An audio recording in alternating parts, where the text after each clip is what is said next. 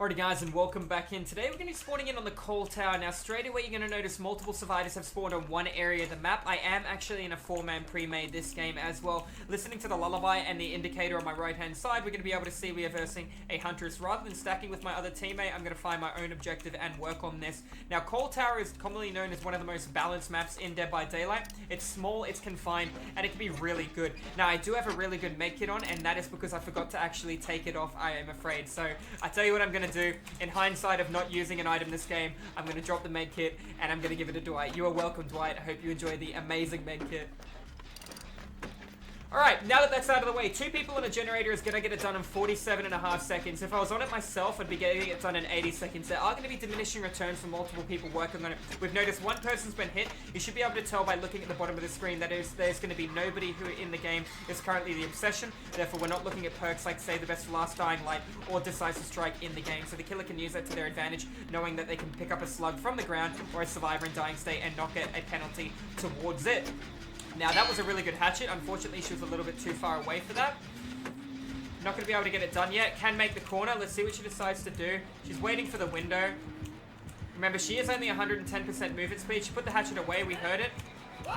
Unfortunately, that was a big miss as well. She's going to regress the gen, and let's see what she decides to do from that. I'm going to come around here. She's grabbing hatchets. Let's quickly stop that from regressing. That is an Iron Maiden with a reload add-on, making it much quicker for her to reload too. So she's got 2. That's really good for us to know.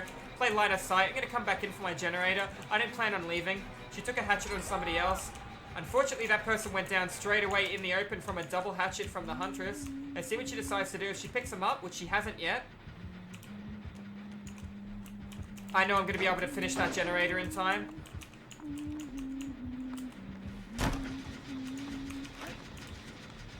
Going to be able to make the corner. What is she looking at? She's looking at these crazy hatchets. I think she might have one left. Is she going for an M1?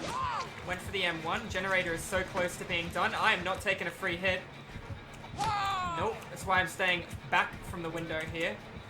She's still got more hatchets as well. This corner is pretty powerful against her. I know she wants me to stop working on the gen, but when she picks up, she's going to lose it. There wasn't much she could do there, even with Pop. Looks like he got stuck in the hill, and because he got stuck in the hill, she's going to let him wiggle off. That just shows really good sportsmanship on the behalf of the Huntress, in case anyone is wondering. You can get vacuumed and stuck under hills in Dead by Daylight at the current moment, but it's going to be patched really soon. Now, that being said, let's keep working on this gen. We got 2 gens done. Both gens were roughly in the center of the board. Unfortunately, one teammate is on the hook. One teammate is injured. It's going to take him 60 seconds to hit struggle. It's going to take me 80 seconds to complete a generator. Heartbeat's getting louder. I think she's coming closer. We can hear a fully charged hatchet. She might be running mono interviews as well. Looking for those crazy hatchet hits. I reckon she'll flick back around and try something here. Looks like she's taking a very interesting gameplay method right now. Is she going to go for the curve hit on me? I'm not 100% sure what she is currently doing. I think I'm going to run in there and I am going to be able to make a play to try and save my ally. He's nowhere near struggle. I have about 15 to 20 seconds left. 2 people doing it. It's going to make it a lot smoother. Teammate just traded with him. That's unfortunate. I did have a small window to be able to come in and save. At the same time, if she has Pop Goes the Weasel, she can come and use that on this generator now. She wouldn't have used it earlier based on the fact the generator was not even started and she was still forced to the hill. Now, the good news is the person that saved did actually have borrowed time. We know we're versing an Iron Maiden Huntress who's going to be having a reload add-on as well, which is a yellow add-on. Can't think of the name off the top of my head. And her other add-on is MIA. It might be an exhaustion add-on. We'll be able to tell when she hits us with one. We know she's got multiple hatchets. It might even be just additional hatchets as well. We're not 100% sure. We know the gen is nearly done, which is nice. 1 teammate healed themselves. 2 generators left. I will play towards the killer after this generator is done, based on the fact I am currently on full health, and I haven't been hooked, and I just completed a generator. But it all comes down to how the killer moves, which will help, you know, make my decision a lot easier. If she plays close to the hook, what direction I come in? Do I come in early? Do I wait for a teammate to come in? Does a teammate beat me and go in early? That way I go towards another objective, like one inside the shack, if there's going to be an objective for me to be able to do in here, but there won't be because it's going to be to the right-hand side. Unfortunately, I was wrong, and it was actually inside the shack. So let's just keep working on this generator here. Currently, all I'm doing is just working through the board, but at the same time, she's committing too long to her chases. She's sitting under the hook. She's waiting for somebody to come in for a save while people are applying pressure elsewhere. That is a common strat that a lot of killers will use, but unfortunately, it just doesn't make the cut when you're versing a 4-man pre-made like what is currently happening in this trial right now. 2 people, like I said before, 47.5 seconds, no formal penalty towards working on this objective right now, apart from this small amount of diminishing returns. We will be getting it done at an incredible rate. Looking to see if she's going to be coming in with the crazy hatchet here. Looks like she's coming to the left-hand side.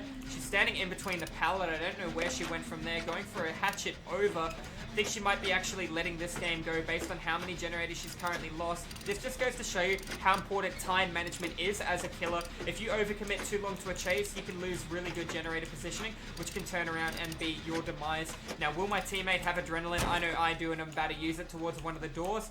Let's see what is currently going on. What do we got? We got a door on the left, we got a door on the right.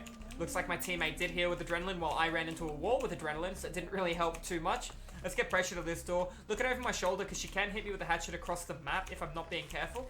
Even though she's currently in chase of somebody else, if there was an obsession, I'd be able to use that information provided to be able to tell me when she's currently in chase and when she is not. Unfortunately, that player has gone down yet again. We're going to be looking to the right and see if we can open a door over here. Somebody else is on that door. I do have borrowed time. I am exhausted. He is only in struggle. The door on the right, when it's prepped, once his stain goes away, we'll be able to make a play. He did not finish that door. It means he's coming in for the save. Therefore, I'm going to go on the door and see how the killer responds to this. I don't see her. There she is. I think she's right in front of the hook. I will 100% open this door. I would like to get dead hard. I have enough time to be able to get this done. Door is open. We don't know how many hatchets she has. She took an early hit on somebody with a hatchet now, though. Savvied a hook. Teammate's coming in hot. Let's do it. I'm going to come in and let her see me run to the right here. See how she responds to it. I can't make this in time. I'm going to take a hit. He hit the guy on the hook. That's perfect. That's going to be an adrenaline play. Took a hit on the wrong person. And now, unfortunately, because of that, it looks like she is going to be out of options. I'm going to run in a straight line looking at my ally, knowing I can take a hit for him if I need to, instead of trying to avoid the Huntress. Unfortunately, the game didn't go the way she wanted it to, but that is okay. Guys, if you enjoyed the video, make sure you hit the subscribe button. This has been an educational rank 1 informative game against the Huntress. Yes, like I said before, it was a 4-man pre-made. If you guys enjoyed the video, please make sure you hit that subscribe button. I'll be doing more educational, informative, DVD, killer, and survivor content over at Twitch 5 days a week if you guys want to tune into the live streams. Otherwise, if you think you know everything about DVD, you can help me teach the people that don't. Anyways, guys, GG's well played, and I'll see you on the fog in the next video.